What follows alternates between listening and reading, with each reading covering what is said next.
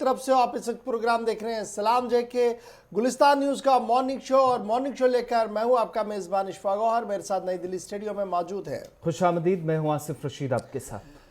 सभी नाजरीन, आज कुछ बड़ी बात आपसे करनी है, शेयर कुछ करना है कि सरकारी मुलाजमीन के लिए क्या कुछ सरकार करने जा रही है और साल 2021 के अंदर फ़ौज क्या कुछ कर रही है उस पर गुफ्तगू करने की बात करेंगे। ज़मीनी सूरत हाल क्या कुछ है उस पर बात करेंगे और मौसम का मिजाज जो बदल रहा है इसको लेकर क्या कुछ हो रहा है इस पर भी आज गुफ्तगू करने की कोशिश करेंगे, इस उम्मीद के साथ कि आपका और हमारा साथ लगातार रहेगा और आप हमारे साथ ज्वाइन करेंगे बराह रास्त फ़ोन लाइन पर और अपनी बात रख सकते हैं हुकूमत के सामने 9:30 बजे। प्रोग्राम सलाम जेके के तीसरे पड़ाव में जब हम आएंगे 9:30 बजे तो आपकी और हमारी बराह रास्त मुलाकात होगी, बातचीत होगी और आप अपने मामलात हुकूमत तक पहुंचा सकते हैं 9:30 बजे। लेकिन फटाफट से फ़ोन आप उठाएंगे, आप हमारे फेसबुक पर भी ज़रूर आएंगे, वहाँ पर अब ख़बर भी आप एक और अंदाज में देख रहे हैं, लाइव ट्रांसमिशन भी देख रहे हैं, कुछ खबरें भी पढ़ सकते हैं, ट्विटर इंस्टाग्राम पर भी आप हमारे साथ ज्वाइन कर सकते हैं और साथ साथ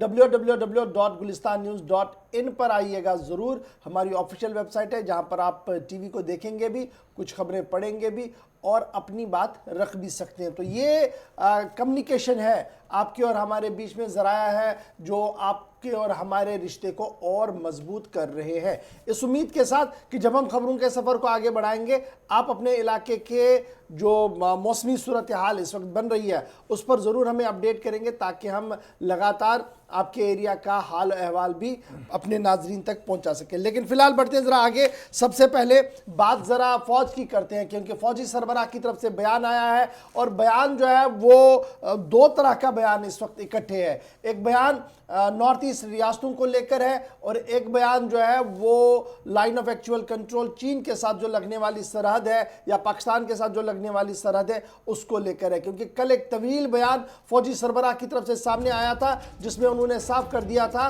कि नॉर्थ ईस्ट की रियासतों के अंदर हालात आहिस्ता आहिस्ता करके बेहतर हो रहे हैं और नॉर्थ ईस्ट से इस साल के आखिर तक आहिस्ता आहिस्ता करके फौजी इनखला का कदम भी उठाया जाएगा। तकरीबन 7 से 10 हज़ार फौजियों को कम करने का फैसला फौज की तरफ से लिया गया है और वहीं पर LAC पर जो चीन के साथ लगने वाली सरहदें हैं वहां पर और फौजियों को रवाना भी किया जा सकता है, रेनफोर्समेंट भी हो सकती है, डिप्लॉयमेंट को और भी सख्त किया जा सकता है। फौजी सरबराह जनरल मनोज मुकुंद नरवाने का बड़ा बयान लाइन ऑफ एक्चुअल कंट्रोल पर की सूरत हाल और दूसरी तरफ जो नॉर्थ ईस्टर्न स्टेट्स के साथ साथ LAC और LOC पर सूरत हाल है उस तमाम पर उनका बड़ा बयान सामने आया। नॉर्थ ईस्टर्न रियासतों में जहां पर फौजी इनखला की बात हो रही है और साल के आखिर तक फौजी इनखला शुरू हो जाएगा फौजी सरबराह के नई बयान के मुताबिक। और इस बयान के मुताबिक आपको बताते चलें कि मुल्क के मुख्तलिफ हिस्सों के साथ मुख्तलिफ हिस्से जो सरहदी इलाके बिलखुसूस हैं लाइन ऑफ एक्चुअल कंट्रोल 7,000 के करीब फौजी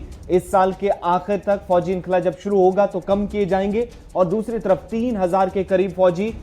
सरबराह के बयान MM नरवाने के मुताबिक पहले ही जिनको लाइन ऑफ कंट्रोल या लाइन ऑफ एक्चुअल कंट्रोल या इस तरह के ऑपरेशनल एरिया से निकाला जा चुका है। 10,000 के करीब फौजियों को जहां पर कम करने की बात हो रही है जिसमें ऑलरेडी 3,000 तक कम किए जा चुके हैं, लेकिन दूसरी तरफ बड़ा बयान यह भी कि 10,000 के करीब जहां पर फौजी हटाने की बात तो 10,000 को मजीद लाइन ऑफ एक्चुअल कंट्रोल की सूरत हाल पर करीबी नजर रखने के लिए यहां पर तैनात किया जा सकता है। खासतौर से उन इलाकों के अंदर अरुणाचल प्रदेश से लद्दाख तक और सिक्किम तक जो इलाके चीन के साथ सरहद पर लगने वाले हैं वहां पर फौज मजीद अब फौजी जवानों की तैनाती अमल में लाने के लिए तैयारी कर रही है। चीन की जब बात चल रही है तो आपको यह भी बताते चले कि चीनी इंतजामिया की तरफ से एक और बयान सामने आया है और चीन के फॉरेन मिनिस्ट्री की तरफ से ये बयान जारी कर दिया गया है कि जो डिबेट पिछले कई दिनों से आप टीवी चैनल्स पर देख रहे हो, जो सैटेलाइट इमेज आ रही हैं अरुणाचल प्रदेश के पास जो एक नया गांव बनाने की कोशिश में चीन है, उस पर बयान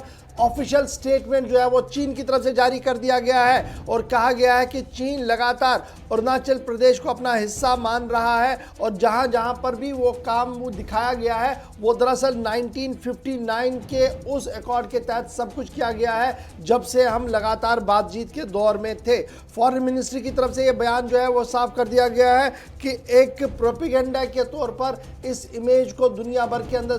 जानबूझकर जो है वो लिया गया है ताकि चीन की इमेज को मसक किया जाए। ये चीन के विदेश मंत्रालय की तरफ से मंत्री की तरफ से बयान जो है वो सामने आया था। Foreign ministry government of India की तरफ से भी बयान पहले ही सामने दिया गया था, जिसमें यह कहा गया था कि हालात पर नजर रखी जा रही है और डिप्लोमेटिक चैनल्स के जरिए से अपनी बरहमी का इजहार भी जो है वो किया गया है। तो ये बात बड़ी इंपॉर्टेंट है। जहां फौजी सरबराह बयान दे रहे हैं, वहीं पर बाहर से यानी चीन से भी बयानात आ रहे हैं और अरुणाचल प्रदेश को लेकर इन दिनों सियासत जो है वो काफी ज्यादा और तेज आहिस्ता आहिस्ता हो रही है। तो बात फौजी सरबराह की और इसके बाद अपनी दूसरी बड़ी खबर की ओर आते हैं और दूसरी बड़ी खबर भी बड़ी इंपॉर्टेंट है आपके लिए और दूसरी बड़ी खबर जो है वो किसानों को लेकर है।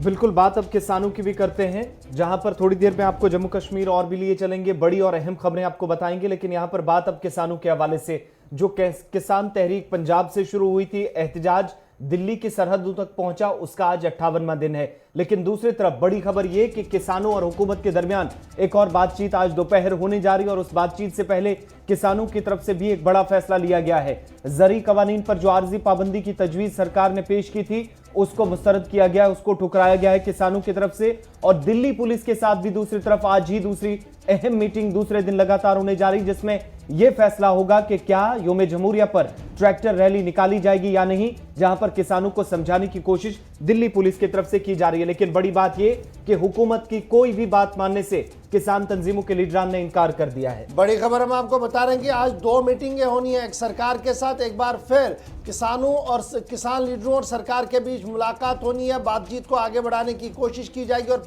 पिछली बातचीत के बाद सरकार की तरफ से यह कहा गया था कि 18 महीनों के लिए इन तीनों कानूनों पर रोक लगाई जाएगी, ज्वाइंट कमेटी बनाई जाएगी और 18 महीनों के दौरान इसका हल निकालने की कोशिश की जाएगी। और साथ साथ दिल्ली के अंदर यौम जमहूरिया के मौके पर ट्रैक्टर रैली निकालने के सिलसिले में आज एक और मीटिंग भी पुलिस के साथ होनी है। ताहम अंदर की खबर क्या कुछ है, जब कल किसान मीटिंग हो रही थी, जब किसानों की मीटिंग हो रही थी, तो तकरीबन 32 तंजीमें जो है पंजाब से, उसमें से 1 दर्जन से ज़्यादा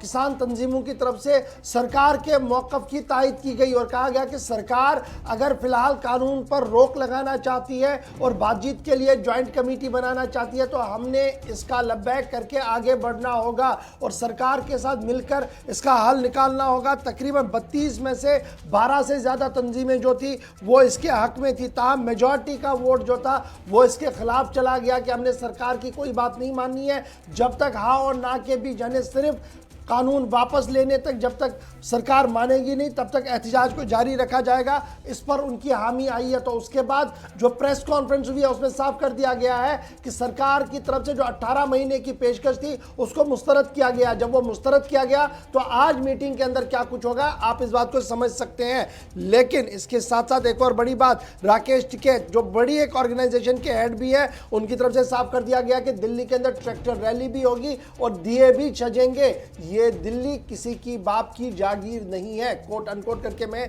राकेश टिकैत की बात को आपको बता रहा हूं जिन्होंने कल इसको दोबारा दोहराया है। तो सूरत हाल क्या कुछ यौम जमहूरिया से कबल दिल्ली के अंदर हो रही है आपके सामने और दिल्ली के मौसम का मिजाज भी बहुत बुरी तरह से इस वक्त बदल रहा है। घना कोहरा इंडिया गेट और आसपास के दिख रहा है और साथ साथ घना कोहरा जो है वो सिंघू बॉर्डर और दीगर आसपास के इलाकों के अंदर भी है, जहां पर लगातार किसान सरापा एहतजाज है। और इस कड़ाके की ठंड के बीच अभी तक जो माहौल है वो ये है कि ये इतिहाद जो वहां पर है इसे कायम रखा जाए और न सिर्फ यहां से बल्कि तमिलनाडु, कर्नाटका, उत्तर प्रदेश और दीगर रियासतों से और किसान भी आज दिन में ज्वाइन कर सकते हैं। इस तरीके की खबर जो है वो सामने आ रही है। तो ये तो दूसरी बड़ी खबर हमने आपको बता दी। अब आते हैं जम्मू कश्मीर की खबरों की ओर, क्योंकि ये 2-3 बड़ी बातें आपके साथ शेयर हम करते हैं कि 2-3 बड़ी खबरें रखते हैं। अब जम्मू कश्मीर की बात करते हैं और सबसे पहले उस खबर की बात करते हैं जो खबर बड़ी अहम है, लेकिन महकमा इत्तलात जम्मू कश्मीर यानी जो हमारा इंफॉर्मेशन डिपार्टमेंट है या गवर्नर हाउस है उनकी तरफ से कोई भी ऑफिशियल स्टेटमेंट इस पर नहीं आया है। इसलिए जो कोई भी खबर हम आपको बता रहे हैं ये हमारे ज़राया से खबर है, बावसूख ज़राया से खबर यह है कि कल पहली बार जम्मू कश्मीर के लेफ्टिनेंट गवर्नर की सदारत में जम्मू कश्मीर सिक्योरिटी सूरत हाल का जायजा लिया गया और यूनिफाइड हेडक्वार्टर यूएचक्यू की बैठक मुनक्किद हुई। यूनिफाइड हेडक्वार्टर की मीटिंग जो है वो जम्मू के अंदर मुनक्किद हुई और तकरीबन 5.5 महीने के अरसे के बाद जब से मनोज सिन्हा साहब ने टेक ओवर किया, मुख्तलिफ मामला पर उन्होंने मीटिंग ली, लेकिन सिक्योरिटी पॉइंट ऑफ व्यू से 5.5 महीने बाद उन्होंने कल यह मीटिंग जो है वो की है और इस मीटिंग के अंदर anti militant operation, infiltration, internal security और दीगर मामला जो है वो सर फहरिस्त रहे हैं। और इस मीटिंग के अंदर जहां आर्मी कमांडर नॉर्दर्न कमांड के YK जोशी ने हिस्सा लिया, वहीं पर नगरोटा बेस, श्रीनगर बेस के ऑफिशियल्स की तरफ से भी ब्रीफ किया गया। BSF, CRPF, Jammu Kashmir police, security, CID और सेंट्रल इंटेलिजेंस के इदारों के अहम तरीन अफसरों की तरफ से इस मीटिंग के अंदर जो है वो अपनी प्रेजेंटेशन रखी गई है। और ये मीटिंग जम्मू कम्युनिकेशन सेंटर के अंदर होने की इतला है, लेकिन सरकारी तौर पर इस मीटिंग के बारे में कोई भी ऑफिशियल ब्रीफ रात देर दे गए तक भी नहीं दिया गया था। ताहम हमारे जो जराया है उनका यह मानना है कि आने वाली गर्मा यानी जो समर्स है, समर से कबल सिक्योरिटी सिचुएशन, अमरनाथ यात्रा और हर सूरत हाल पर जो है वो तबादले ख्याल किया गया। एंटी मिलिटेंट ऑपरेशंस के दौरान कम से कम इंसानी जानों का नुकसान हो, इस पर भी तबादले ख्याल किया गया है। और साथ साथ जो अभी भी नौजवान कुछ कैदबंद के अंदर है, उनकी रिहाई के हवाले से क्या कोई कदम उठाया जा सकता है और क्या कोई CBM लिया जा सकता है, इस पर भी माना जा रहा है कि थोड़ी बहुत बातचीत जो है वो हुई है। ताहम हतमी फैसला क्या कुछ हुआ है उसके लिए सरकारी तौर पर हमें थोड़ी देर का इंतजार करना होगा। हो सकता है आज दिन में कोई सरकारी तौर पर बयान जारी किया जाए। ताहम बड़ी बात यह है कि 5.5 माह के अरसे के बाद जब से लेफ्टिनेंट गवर्नर मनोज सिन्हा साहब ने टेक ओवर किया तो कल सिक्योरिटी रिव्यू हुआ है, यूनिफाइड हेडक्वार्टर्स की मीटिंग हुई है जिसमें कई अहम और बड़े फैसले लेने की बात भी सामने रखी गई है। और इस मीटिंग में जम्मू कश्मीर पुलिस ने अपनी बात रखी, ऑपरेशंस के हवाले से जो जराये के हवाले से तफसीलात हमारे पास पहुंची हैं और साथ ही साथ CRPF की तरफ से, BSF की तरफ से जो लाइन ऑफ कंट्रोल से लेकर जो इंटरनेशनल बॉर्डर है, जो BSF की कार्रवाइयां रही हैं या फिर गुज़श्ता दिनों जो नक्लो हरकत देखी गई है मुश्तबा अफराद की, और उसके साथ साथ जो ये कहा जा रहा था कि ड्रोन के जरिए सरहद पार से हथियार आए हैं, ये तमाम चीजें कल लेफ्टिनेंट गवर्नर के सामने BSF की तरफ से रखी गई हैं। इंटेलिजेंस इनपुट्स जो अभी तक मिलते रहे, उसके बाद ऑपरेशंस वादी कश्मीर के अंदर मिलिटेंट मुखालिफ कार्रवाइयां अंजाम दी जाती रहीं, उन सब पर लेफ्टिनेंट गवर्नर को कल आगाह किया गया। और पुलिस की तरफ से अब तक जो कार्रवाइयां की गई है, एनकाउंटर्स किए गए हैं, वो जानकारी रखी गई है कि किस तरीके से जम्मू कश्मीर के अंदर कल की जो मीटिंग थी वो इतनी इंपॉर्टेंट थी। तमाम इदारों की तरफ से अपनी अपनी बात रखी गई। वहीं इंटेलिजेंस का जम्मू कश्मीर के अंदर रोल क्या रहा है साल 2000 से 2020 तक, उस तमाम पर डिस्कशन हुआ और लेफ्टिनेंट गवर्नर ने सभी इंटेलिजेंस इदारों की और उसके साथ साथ security forces, Jammu Kashmir police की अमनो कानून की सूरत हाल को बरकरार रखने के लिए उनकी पीठ भी थपथपाई है। थ्रू सोर्सेज जो हमारे पास खबर पहुंची है कि उनकी कार्रवाइयों को सराहा भी गया है, इसकी सताइश की गई है और यह भी लेफ्टिनेंट गवर्नर की तरफ से कहा गया है जराये के मुताबिक कि जम्मू कश्मीर के अंदर अमनो कानून की सूरत हाल बिलखुसूस वादी के अंदर जिस तरीके से हालात अब आहिस्ता आहिस्ता मामूल पर लौटे हैं, उसमें खुफिया इदारों, सिक्योरिटी फोर्सेज और जम्मू कश्मीर पुलिस के जो काबिल तारीफ मुश्तरका कार्रवाइयां अंजाम दी जाती रही हैं, उस पर पीठ थपथपाई गई है। अब जरा बढ़ते हैं जी आगे और अब आपको एक और बड़ी खबर भी बताते हैं और खबर मुलाजमीन के हवाले से है। और मुलाजमीन ज़रा कमर कस लें क्योंकि आपको याद होगा कि साल 2020 के दौरान हमने एक खबर आपको बताई थी कि जबरी रिटायरमेंट के हवाले से एक बड़ा कानून जो है वो तहरीर किया गया है और उस सिलसिले में उसका निफाज जो है वो अमल में लाने की कोशिश की जा रही है। और साल 2020 के आज के दिन में जो बड़ी खबर हम अपने नाजरीन को बता रहे हैं वो ये है कि कहा जा रहा है कि अब यौम एहतिसाब आ गया है और अकाउंटेबिलिटी को पैदा करने के लिए इंतज़ामिया के अंदर बड़ा फैसला लिया जा रहा है। गवर्नर इंतज़ामिया ने उन मुलाजमीन के खिलाफ कार्रवाई करने का फैसला ले लिया है जिनकी परफॉर्मेंस बेहतर नहीं है, जिनकी परफॉर्मेंस बेहतर नहीं है उनके खिलाफ कार्रवाई होगी। और जो दो बड़ी कमेटियां तश्कील दी गई हैं उनको ये काम सौंपा गया कि आने वाले चंद दिनों के अंदर अंदर वो अपनी रिपोर्ट जो है वो LG के सामने रखेंगी, मनोज सिन्हा के सामने वो सारी फाइल आएगी, जिसके बाद हतमी दस्तखत के बाद उन्हें नौकरियों से फारिग किया जाएगा। सरकार की तरफ से फैसला लिया गया कि नॉन परफॉर्मिंग एम्प्लॉयज पर अब कार्रवाई होगी और रिव्यू कमेटी ने इस सिलसिले में परफॉर्मेंस का एम्प्लॉयज की जो परफॉर्मेंस है अंडर आर्टिकल 226 सबसेक्शन 2 के तहत शुरू कर दी है। और एक्साइज ये जो पूरा मामला है ये चंद दिनों के अंदर अंदर मुकम्मल होगा, जिसके बाद लेफ्टिनेंट गवर्नर इंतजामिया जो है बड़ा फैसला लेगी उन मुलाजमीन के खिलाफ जिन्हें बाहर का रास्ता दिखाया जाएगा। ये पहला मौका नहीं होगा। इससे पहले आपको याद होगा कि मुफ्ती मोहम्मद सईद की हुकूमत में भी इस तरीके के डेडवुड को कहा गया था कि डेडवुड को बाहर किया गया सेक्रेटरीट से, उसके बाद क्या कुछ हुआ था वो वापस भी आए थे। लेकिन इस बार सरकार ने पूरा होमवर्क किया है और जो उस वक्त लैतुलैल और या जो उस वक्त खामियां थी उसे दूर करके अब यह बड़ा फैसला लिया गया है कि सरकार उन मुलाजमीन के खिलाफ कार्रवाई करेगी जिनका बाज़ाब्ता तौर पर सर्विस रिकॉर्ड ठीक नहीं है। और इस सिलसिले में जम्मू कश्मीर इंतजामिया की तरफ से बाज़ाब्ता तौर पर एडमिनिस्ट्रेटिव डिपार्टमेंट्स को कहा गया कि वो जल्दी से अपनी फरिश्तें जो है वो दे दें। रिव्यू कमेटियां जो है वो परफॉर्मेंस ऑफ एम्प्लॉयज देखेंगी under article 226 subsection 2 Jammu Kashmir civil service regulation 1956 act के हिसाब से। और आर्टिकल 226 ये किसके साथ डील करता है जी? Compulsory retirement of a employee और ए ऑफिशियल जिसने 22 साल अपनी नौकरी पूरी की हो या जो 48 साल जिसने टच की हो। 48 साल अगर आपकी उम्र है और 22 साल आपने नौकरी मुकम्मल की है और आपका परफॉर्मेंस रिकॉर्ड ठीक नहीं है तो सरकार आपको अब बाहर का रास्ता दिखाएगी। और रिव्यू कमेटी जो हेड करेंगे फाइनेंशियल कमिश्नर एक,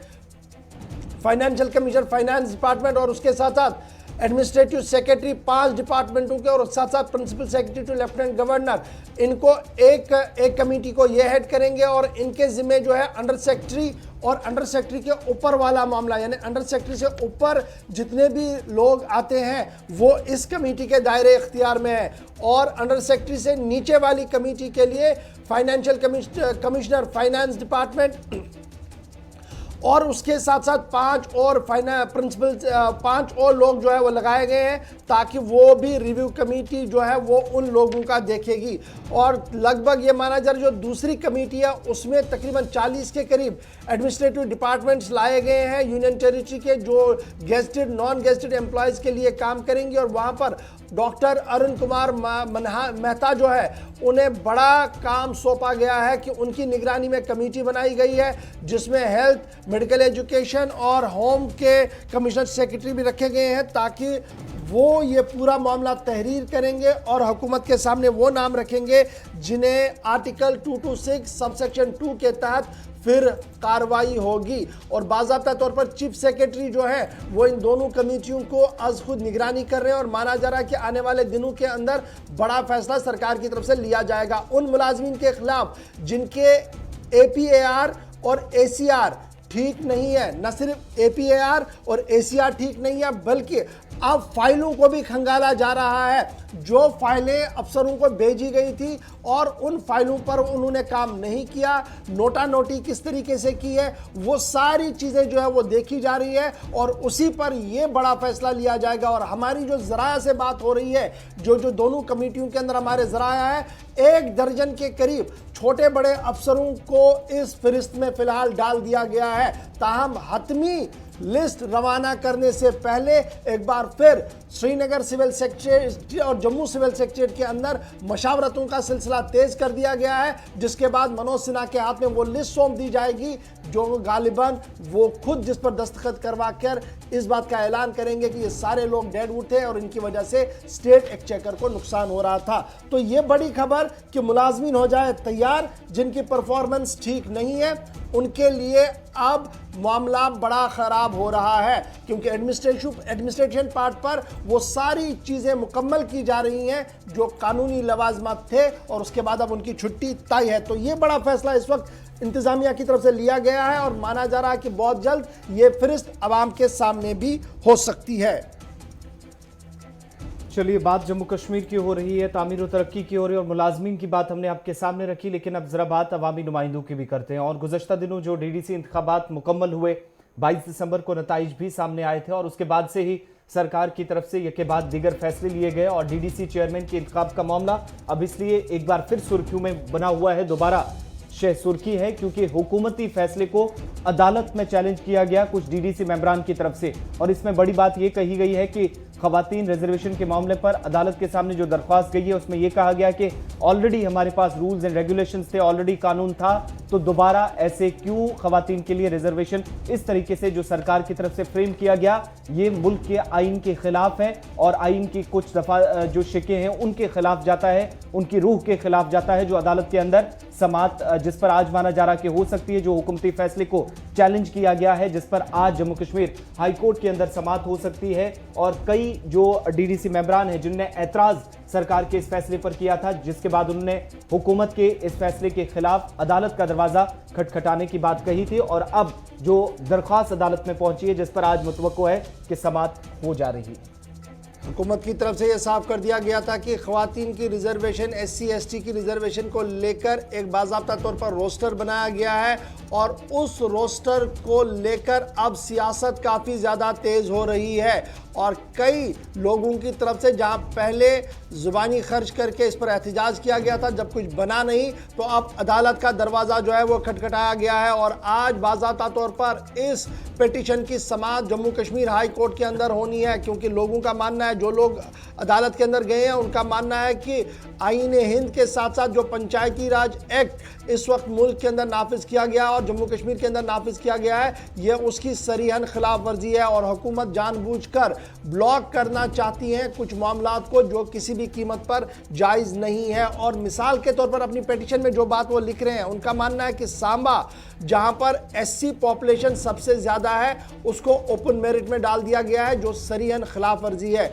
अनंतनाग ज़िला जहां पर सिर्फ 14% ST है उसको रिजर्व ST कर दिया गया है, जबकि सिर्फ आबादी 14% वहां पर है। रामबन किश्तवाड़ डिस्ट्रिक्ट वो भी रिजर्व कर दिया गया है खवातीन के लिए, जबकि शरह खानदगी की जब फहरिस्त देखते हैं तो वहां पर कुछ और भी आपको नजर आ रहा। तो माना जा रहा कि एक पॉलिटिकल बेस बनाकर बड़ी चीजें जो है वो की जा रही है और यही वजह है कि अब अदालत का दरवाजा जो है वो खटखटाया है कई लोगों की तरफ से। हमारे पास कांग्रेस के chief spokesperson Ravinder Sharma ji भी हमारे साथ ज्वाइन कर चुके हैं। बहुत बहुत शुक्रिया रविंदर शर्मा जी हमारे साथ ज्वाइन करने के लिए। कांग्रेस के कई लीडरों की तरफ से लगातार बयान दिए गए और अब खबर ये कि अदालत का दरवाज़ा खटखटाया गया है। ये जो अदालत का दरवाज़ा खटखटाया गया है, क्या वाकईतन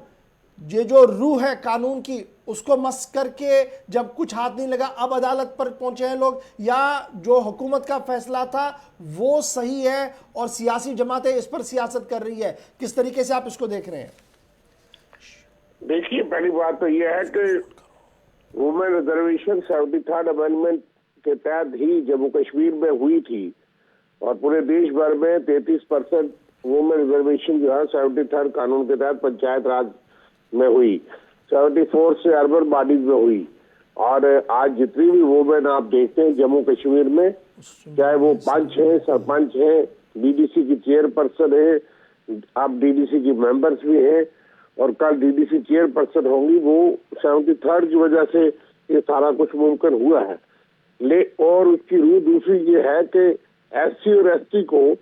प्रोपोर्शनल रिप्रेजेंटेशन देनी है, जिसका मतलब यह है कि पंचायत में जितनी उनकी आबादी है, जिस पंचायत में उतने परसेंट उन लोगों को देनी है। ब्लॉक में जितनी है उतनी पंचायतें उनके लिए रिजर्व होंगी। जिला में जिस जिला में जितने परसेंट उनकी पॉपुलेशन है उतने DDC उनके लिए होंगे, उतने परसेंट DDC होंगे SC और ST के लिए। लेकिन 24 अक्टूबर को जो गवर्नमेंट ने SOT 330 निकाला उसमें DDC मेंबर्स के बारे में लिखा गया कि किस रोस्टर में जो है कितना उनका होगा, कि अल्फाबेटिकली DDC जो कॉन्स्टिट्यूंसीज है उनको अरेंज किया जाएगा 1, 4, 7, 10 सीरीज में उनको जो है वो रिजर्व किया जाएगा, क्योंकि 14 जो है उसमें से 33% 1, 4, 7, 10, 13 ये नंबर था। और यही फार्मूला 1, 4, 7, 10 अभी तक जम्मू कश्मीर के जितने चुनाव हुए, panch, sarpanch, DDC chairperson, DDC member 1, 4, 7, 10 की सीरीज में ही चला। अर्बन बॉडीज में भी जब पहली बार रिजर्वेशन हुई तो उसमें भी 1, 4, 7, 10 था और 24 अक्टूबर के ऑर्डर में लिखा था कि DDC मेंबर्स की जो सीटें होंगी 1, 4, 7, 10 के अल्फाबेटिकल आर्डर में वुमेन के रिजर्व होंगी। और डीडीसी चेयरपर्सन का भी जो है वो 1, 4, 7, 10 से चलेगा। लेकिन अचानक 11 जनवरी को एक दूसरा आर्डर आता है जिसमें ये लिखा जाता है कि जो चेयरपर्सन के रिजर्वेशन होगी वो 3, 6, 9 से जो है वो आगे चलेगी। वो 1, 2 का जिक्र नहीं करता, जबकि ऑलरेडी एग्जिस्टिंग रूल है 24 अक्टूबर का SO 330, उसमें ये रूल बना है। उसके बाद एक दूसरा रूल भी आ गया। अब कौन सा रूल लगेगा और क्या जरूरत पड़ी कि आपको चुनाव के बाद ये समझ आया कि 3, 6, 9, 12 करने से शायद फला अभी बन सकता है या फला रुक सकता है। एक तो ये अनामली है, इरेगुलरिटी है, इलीगलिटी है, और ये मैं समझता हूँ एक धोखा है कि मैंडेट के बाद आप जिस आदमी को बनाना चाहते हैं, जिस माध्यम से जो जिसको रोकना चाहते हैं, ये लोगों के साथ धोखा होगा। जिसकी बात आपने डे 1 से मैंने उठाई थी, पार्टी ने उठाई थी। उसके बाद दूसरी ये है कि ST और ST की जो रिजर्वेशन है उसमें भी 33% महिलाओं का होना चाहिए। लेकिन उसमें यह है कि परसेंटेज ऑफ पॉपुलेशन, आपका जो नया ऑर्डर है 11 जनवरी का, उसमें कुछ इस तरह से घुमाया गया है कि पॉपुलेशन, अब मान लीजिए कोई बड़ा डिस्ट्रिक्ट है, उस डिस्ट्रिक्ट की पॉपुलेशन जो है 5 लाख है, उसमें 2 लाख SC है या 1.5 लाख है। इसका मतलब आप वहां रिजर्व करना चाहते हैं। लेकिन कॉन्स्टिट्यूशन 73 ये कहता है, आर्टिकल 243D ये कहता है, 73 ये कहता है प्रोपोर्शनल रिप्रेजेंटेशन, कि जिस जिले में परसेंटेज ज्यादा है SC या ST की वो रिजर्व होगा। तो इसलिए आपका जो रूल SO 13 ऑफ 11 जनवरी है वो संविधान के साथ, कॉन्स्टिट्यूशन के साथ, 73rd अमेंडमेंट का साथ, गेट के पंचायत राज एक्ट के साथ और SO 330 के साथ जो 24 अक्टूबर का साथ मेल नहीं खाता। और इसी बुनियाद को लेके जो कुछ इंडिविजुअल मेंबर्स हैं, जो इलेक्टेड डीडीसी के मेंबर्स हैं, उन्होंने अब कोर्ट का दरवाजा खटकाया है और शायद वो पटिशन आज लगेगी। लेकिन लेफ्टिनेंट गवर्नर साहब को हमने पार्टी की तरफ से लिखा था कि आप इस चीज को देखिए, शायद उनके संज्ञान में ये चीजें ना हो, नीचे से आधिकारिक तौर पे कुछ लोग इसको मैनेज कर रहे हो कि आपने खुद एक कानून बनाया जो रविंद्र शर्मा जी, क्या कांग्रेस ये बिलीव कर रही है फिर ये सारा कुछ जो किया गया है, ये मैनिपुलेट किया गया, असल रूह को अलग करके एक ब्लॉक बनाने की कोशिश की जा रही है, जो एक जानबूझकर एक अटेम्प्ट है जम्मू और कश्मीर के अंदर? बिल्कुल है, क्योंकि बात यह है कि जब वुमेन रिजर्वेशन 1, 4, 7, 10 के फार्मूला आपने खुद प्रिस्क्राइब किया और सब जगह ये फार्मूला लगा, आज तक जहाँ भी चुनाव हुआ, जम्मू कश्मीर में जिस स्तर पे भी चुनाव हुआ, तो एक डीडीसी चेयरपर्सन के लिए वो फार्मूला चुनाव के बाद चेंज करने का मकसद क्या है? सरकार बताए कि आपने क्यों 1, 4, 7, 10 को छोड़ा और 3, 6, 9 जो है वो अडॉप्ट कर दिया। मैथमेटिक्स में गिनती पहले से शुरू होती है ना, 1 से। दूसरा यह है कि SC और ST के साथ धोखा होगा। जो कानून कहता है, संविधान कहता है, 50 एक्ट कहता है, उस एक्ट को हमने बनाया था 2014 से पहले, NC और कांग्रेस के टाइम में, उसके पहले भी PDP के साथ। कांग्रेस की स्तर के ऊपर पंच से लेकर सरपंच, BDC चेयरपर्सन और DDC चेयरपर्सन के ऑफिसर उन्होंने कहा इलेक्टेड होंगे, 33% महिलाएं और पॉपुलेशन के प्रोपोर्शनल रिप्रेजेंटेशन SC और ST होगा। उस पर मैं एक इम्पोर्टेंट रुक रहा हूँ, क्योंकि पार्टी की तरफ से मैंने 73rd जो खास कर प्रावधान थे, अभी ये जो पेटिशन चला गया है, चूंकि ये माना जा रहा है कि in consultation with the Congress committee सब कुछ चल रहा है, तो क्या आप सिर्फ रिजर्वेशन के मामले पर सिर्फ कोर्ट में गए हैं या पूरे मामले पर फिलहाल रोक लगाने की बात कही जा रही है? नहीं, कोई रोक लगाने की कोई प्रयास नहीं। हम तो पहले ही चाहते थे कि रोस्टर चुनाव से पहले ही लोगों को पता होना चाहिए था कि इस डिस्ट्रिक्ट में SC का चेयरपर्सन बनेगा, कहाँ महिला बनेगी, कहाँ ST की महिला बनेगी, कौन जिला जो वुमेन के रिजर्व होगा। उसी तरह से चुनाव प्रचार भी होता, लेकिन वैसा सरकार ने किया नहीं। अब भी हम चाहते हैं चुनाव चेयरपर्सन के जल्द से जल्द हो, लेकिन जो फार्मूला तय है कॉन्स्टिट्यूशन में है, 73rd में है, गेट के पंचायत राज एक्ट में है और SO 330 जो 24 अक्टूबर का है, उसकी रूह के मुताबिक आगे चुनाव हो। बहुत बहुत शुक्रिया और जो रविंदर जीतता शर्मा है जी हमारे साथ बीजेपी ज्वाइन यहाँ करने जीत। के लिए। तर्जुमान आला कांग्रेस कमेटी बता रहे थे कि जो रूह है, जिस रूह के हिसाब से आज तक इंतखाबात और रिजर्वेशन हुआ करती थी, उसको बदलाने की कोशिश की गई है और ये बदलाव किसी भी सूरत में सियासी जमातों को कबूल नहीं होगा। जब गवर्नर, इंतजामिया और मुतल्लिका महकमे ने बात सुनी नहीं तो अब डीडीसी जो है वो अदालत के पास पहुंचे हैं और तवक्को ये की जा रही है कि आज ऑनरेबल हाई कोर्ट के अंदर इस मामले पर समाअत होनी है। थोड़ा सा इंतजार आप भी करेंगे, देखते हैं कि इस बड़े फैसले पर अदालत उज़्मा का क्या कुछ कहना होगा। और जो बात कही जा रही है कि 1 से 1, 4, 7, 10 को छोड़कर 3, 6, 9, 12 लिया गया, अल्फाबेटिक ऑर्डर्स को चेंज किया गया, ये सरियन खिलाफ वर्जी है। क्या अदालत इस दलील को मानती है? एक बड़ा सवाल आज अदालत के सामने भी होगा। इस पर हमारी नजर रहेगी, आपको पल पल का अपडेट जरूर बताएंगे। यहाँ पर छोटे से ब्रेक के लिए रुक रहे हैं, लेकिन ब्रेक के उस पार आएंगे तो आपको कुछ अहम 2 बड़ी खबरें बताएंगे, क्योंकि खबर जम्मू से डेवलप पूरी हो रही है जहां पर तनाव बहुत ज्यादा बन रहा है। क्या कुछ खबर है, थोड़ी देर में आपके पास आएंगे छोटे से ब्रेक के फौरन बाद। जल्दी से